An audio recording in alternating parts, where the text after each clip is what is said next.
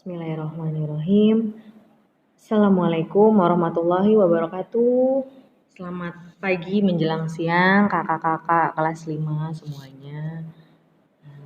Ya, sebelum mengawali pembelajaran hari ini, hendaknya kita berdoa terlebih dahulu ya. Kita menengadahkan kedua telapak tangan, kemudian kita berdoa. Bismillahirrahmanirrahim. Raditu billahi rabba wa bil islami dina wa bi Muhammadin nabiyya wa rasula. Rabbi zidni ilma warzuqni fahman. Amin ya rabbal alamin. Ya, untuk hari ini hari Rabu di tanggal 5 Agustus 2020, Bu Rahma ingin membahas pelajaran Bina Aul ya, tentang hikmah dan keutamaan sholat.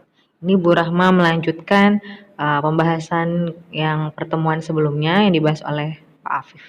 Ya, sekarang Bu Rahma akan membahas poin 6 sampai 11. Ya, disimak dengan baik. Kemudian jika kakak-kakak ingin mencatat video pembelajaran ini, boleh dicatat poin-poin pentingnya di buku tulis ya. Yang keenam, kita lanjutkan. Sholat adalah kebahagiaan jiwa orang-orang yang beriman serta penyejuk hati. Nah, ini ada hadis riwayat Ahmad dan Nasai, dijadikan penyejuk hatiku di dalam sholat. Ya, jadi kalau kakak-kakak merasa kesal, marah, sedih, kecewa sama diri sendiri, kecewa sama orang lain, nah kita sholat aja, karena sholat itu bisa menenangkan hati, menenteramkan hati, jadi membuat hati kita tuh damai, gitu, tidak ada masalah. Oke, selanjutnya ketujuh. Sholat adalah penghapus dosa-dosa dan pelebur segala kesalahan. Ada hadis riwayat Bukhari.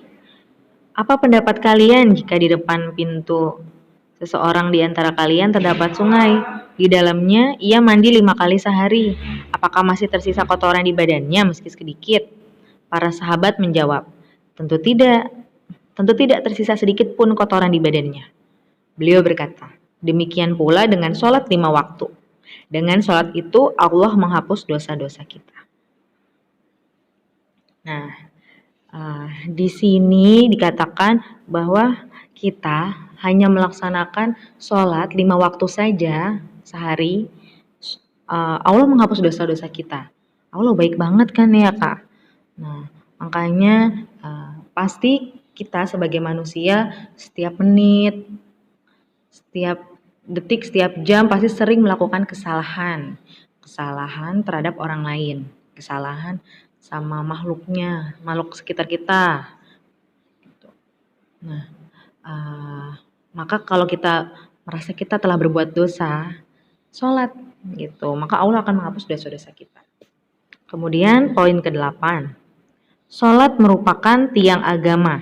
Barang siapa yang menegakkannya, maka ia telah menegakkan agama. Nah, di sini ada hadis riwayat At-Tirmizi, Ibnu Majah dan Ahmad. Pokok dari perkara-perkara adalah Islam. Tiangnya adalah sholat dan puncak tertingginya adalah jihad di jalan Allah. Ya, nah di sini sholat itu tiang sebagai pengokoh kita. Kemudian pokok-pokok poin penting-pentingnya itu Islam. Nah, puncak yang paling tertinggi adalah jihad di jalan Allah. Jihad fisabilillah. Nah, jihad kita membela agama Allah dengan penuh kesungguhan, membela dan memperjuangkan hak-hak kita sebagai umat Islam. Kemudian yang ke-9, sholat merupakan pembeda antara orang beriman dengan orang kafir dan musyrik. Nah, di sini ada hadis riwayat Muslim, batas pemisah antara seseorang dengan kekafiran dan kesyirikan adalah meninggalkan sholat.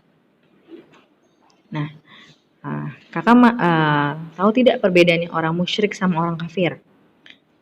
Orang musyrik itu tidak mempercayai adanya Tuhan, tidak mempercayai segala sesuatu yang ada di bumi ini ada yang menciptakan. Tuh, ada yang menciptakan bumi, langit, makhluk hidupnya gitu. Nah, dia tidak percaya adanya Tuhan yang menciptakan segala sesuatu ini.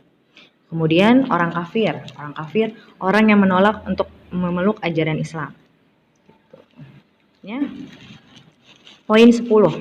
Salat merupakan sebaik-baik amalan. Nah, ada hadis riwayat Bukhari dan Muslim.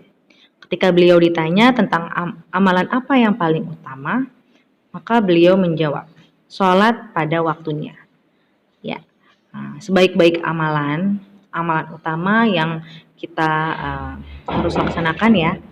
Yang pertama itu sholat pada waktunya, gitu. Jadi jangan sampai sholat subuhnya kesiangan, sholat zuhurnya kesorean, sholat maghribnya malah menjelang isya. Nah, jangan kayak gitu ya.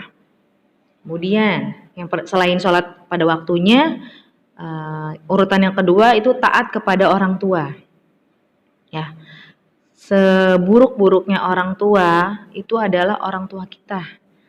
Oke Kak, jadi kita sebagai anak harus tetap menghormati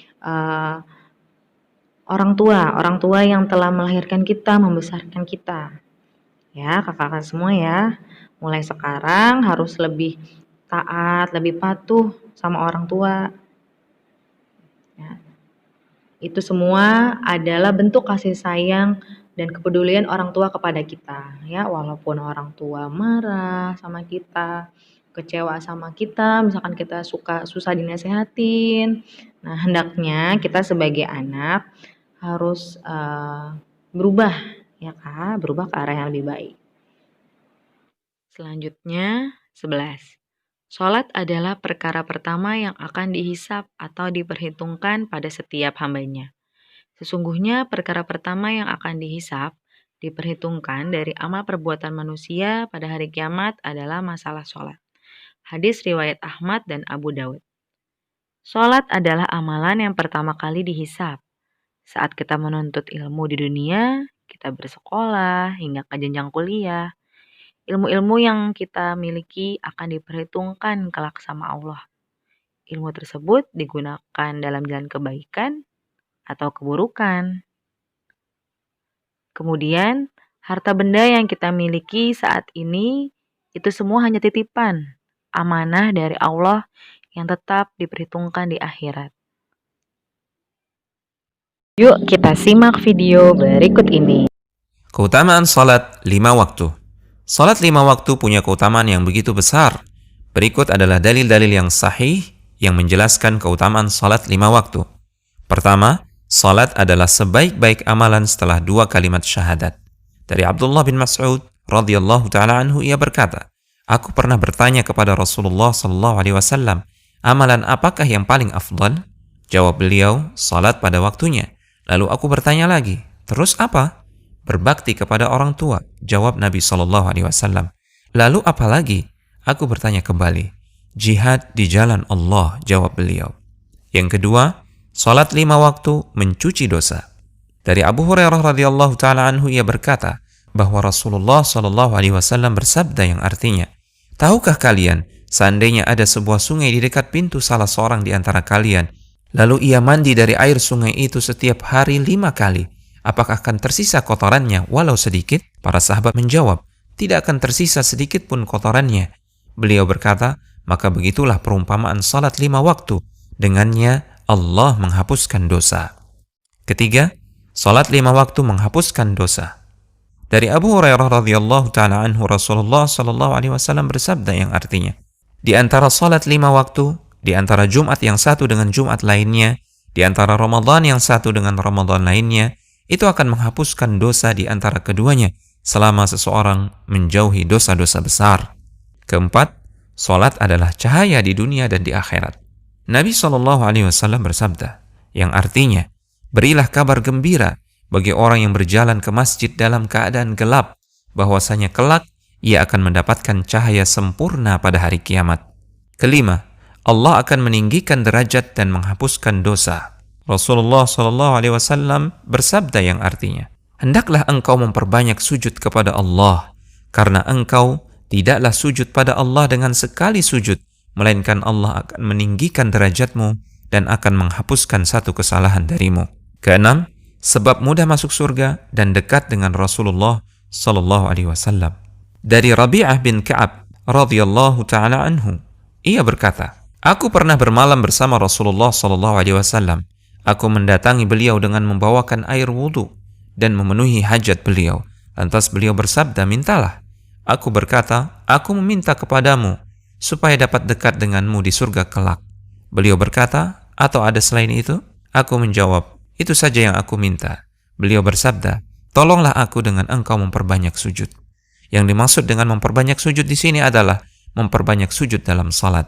Ketujuh, berjalan menuju salat akan dicatat sebagai kebaikan, meninggikan derajat dan menghapuskan dosa. Nabi SAW bersabda yang artinya, barang siapa bersuci di rumahnya, lalu ia berjalan menuju salah satu rumah Allah untuk menunaikan salah satu kewajiban yang Allah tetapkan, maka salah satu langkah kakinya akan menghapuskan kesalahan dan langkah kaki yang lain meninggikan derajat. Kedelapan, dijanjikan sebagai tamu di surga. Nabi SAW bersabda yang artinya, barang siapa berpagi-pagi atau ketika sore hari menuju masjid, maka Allah akan menjadikan untuknya sebuah tempat untuk tamu di surga ketika ia pergi di pagi atau sore hari. Kesembilan, menghapuskan dosa antara salat yang satu dan salat berikutnya. Rasulullah SAW bersabda yang artinya, tidaklah seorang muslim memperbagus wudunya lantas ia mengerjakan salat, melainkan Allah mengampuni baginya dosa di antara salat tersebut dan salat berikutnya. Kesepuluh, menghapuskan dosa yang telah lalu. Rasulullah SAW bersabda yang artinya, tidaklah seorang muslim menghadiri salat wajib, lalu ia memperbagus wudu dan mengerjakan salatnya dengan khusyuk. Juga ia memperbagus rukuknya, melainkan itu sebagai penghapus dosa sebelumnya selama seorang tidak melakukan dosa besar, dan ini berlaku sepanjang waktu. Rumaisa.com. Ya, untuk tugas hari ini adalah membuat mind map. Ya, membuat mind map tentang materi hari ini, materi hikmah dan keutamaan sholat. Tapi mind mapnya dari poin yang pertama, poin yang dari Pak Afif, sampai poin yang ini yang Bu Rahma sampaikan. Poin 1 sampai 11 ya, dibuat mind map. Kemudian menulisnya yang rapi, boleh dihias, dikreasikan, pokoknya mind map ya, di buku tulis aja. Nah itu nanti mind mapnya kalian gunakan, kalian pelajari, kalian pahami untuk persiapan formatif minggu depan. Gitu ya Kak. Jadi Binaul Ibadah setiap pertemuan ketiga kita ada formatif. Ya.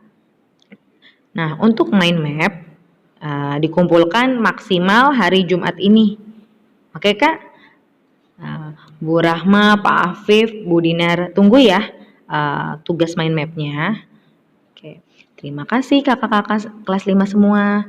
Wassalamualaikum warahmatullahi wabarakatuh.